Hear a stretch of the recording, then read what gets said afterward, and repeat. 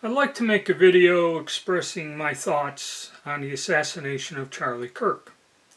But before we get into it, I'd like to ask you, I'm still currently under my suspension with YouTube. If you would please, and this is important, hit the subscribe button and the like button on my secondary channel here so it kind of broadens my exposure and I can get the word out while YouTube suppresses me from doing this. Okay, thank you. Alright, Charlie Kirk. Honestly, I really did not know much about this individual.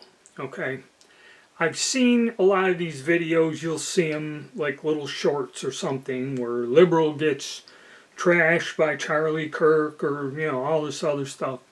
And I'd click on them, and basically they're clips to where he's running a debate, usually at a college, and they cover these political topics, very touchy ones, ones that spark a lot of emotion.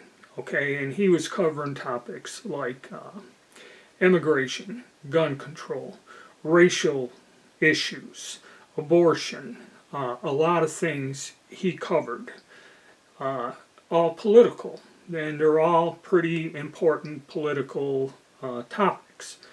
Like I said, draw a lot of emotion out of people. And when I first seen them, they'd start a debate, and usually the camera zooms in on the person talking to him, and they just start freaking out and acting strange, and their answers were strange, and their behavior, they couldn't hold it together. So I thought this was just some internet monkey show where a guy aggravates these people who have a difference of opinion, and they all start jumping around. Well, I didn't, and that's why I kind of never followed it, because to me, alright, I have my own views, alright, I know what they are. I don't wish to debate them, and I don't wish to see, stuff like this, because I believed it was just,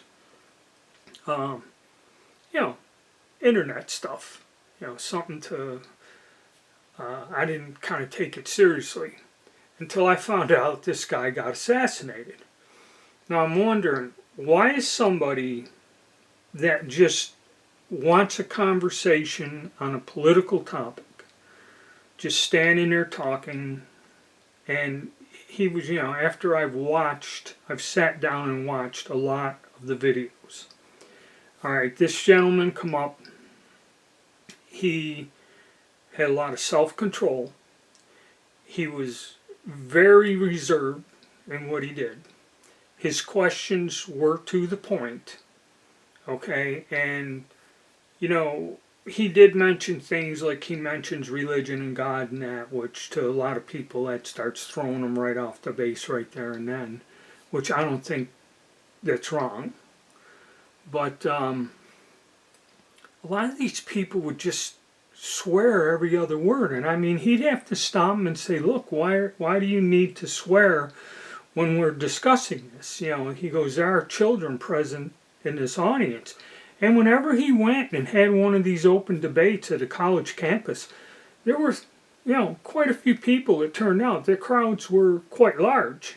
Okay, so in watching this, now I realized that, this was not like some kind of internet spectacle. This guy was legit.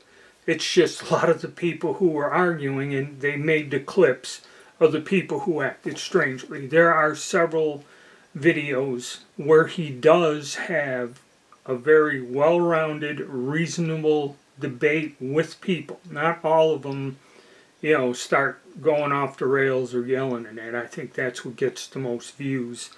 I've seen several sessions where it was an actual debate.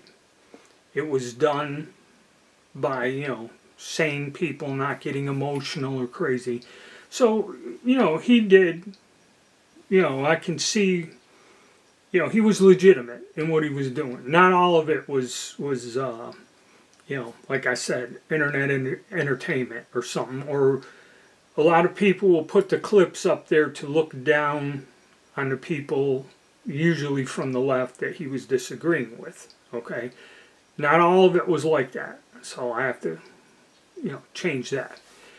I didn't know that he had a youth movement, and his idea was to, debate things with young people to change the trend of what's going on. And this is the thing that frightens me about all of this. Our society has changed, okay?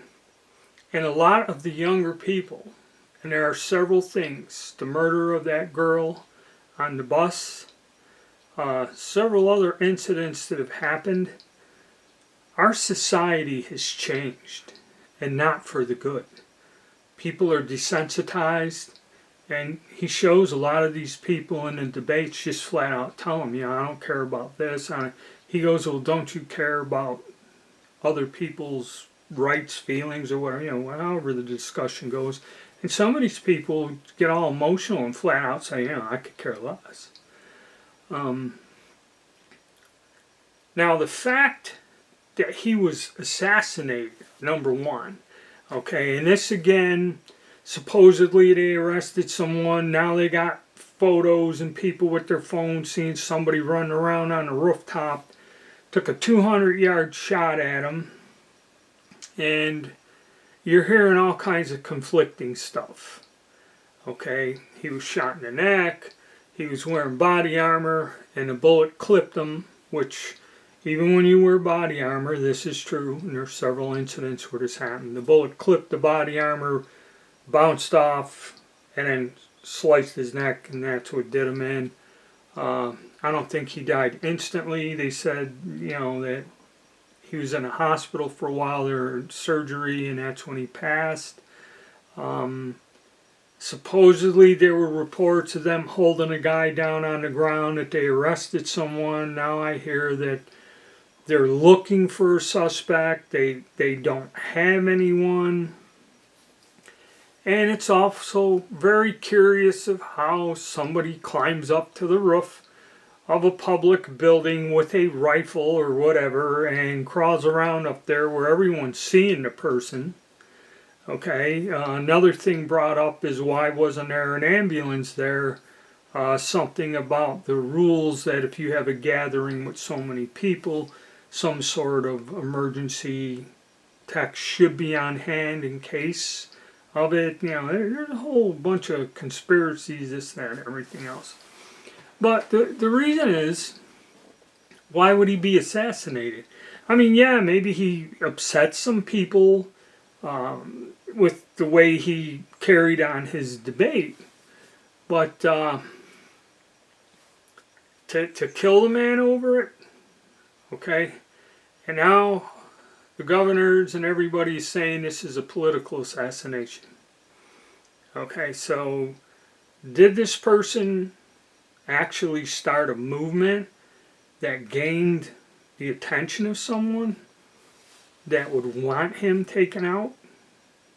Okay, and the fact that now all these videos are up celebrating his death, okay, is another thing. All right, I get gigged for, the reason I got suspended is because I was talking about a sale price of a firearm online, and YouTube suspends me, but yet there's people over here in the middle of this political crisis laughing and carrying on about this man's death, and they're not banned. Okay, that's not right. So this is also happening at a time where there's a lot of political things going on. The economy is in free fall. I believe there's going to be some sort of an economic issue coming up.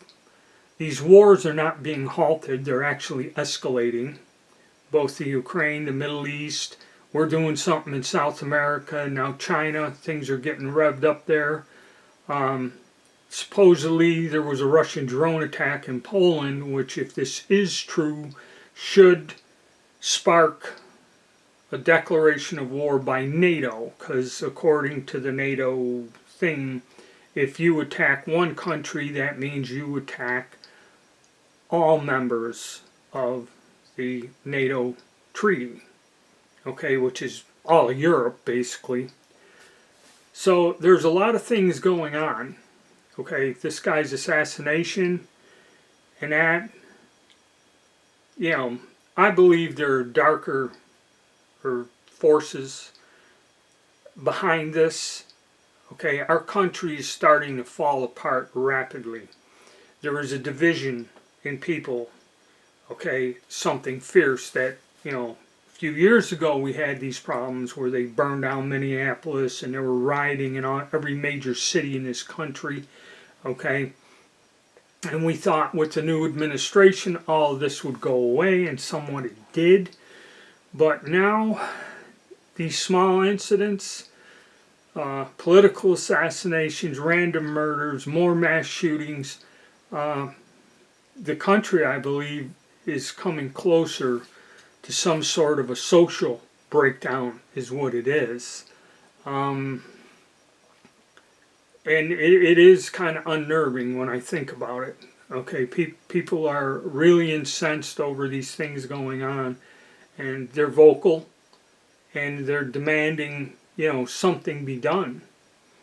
Okay, and I guess we'll see. But this is very strange. Okay, you know, maybe this guy had something to where he was actually making a difference. He was actually gaining some political traction. Okay, is why he was assassinated. And if that's the case, that's not good. Because also I believe not so much the U.S. The U.S. is falling apart.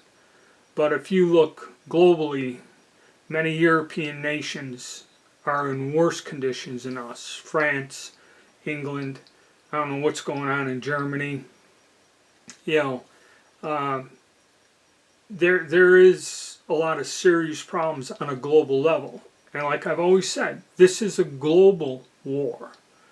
Okay, this is a global, it's not just the U.S.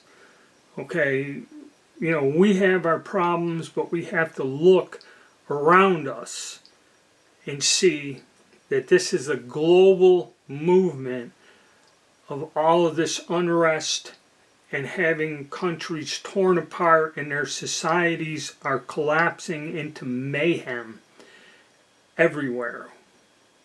And that's something we have to focus on. All right, thank you and stay tuned.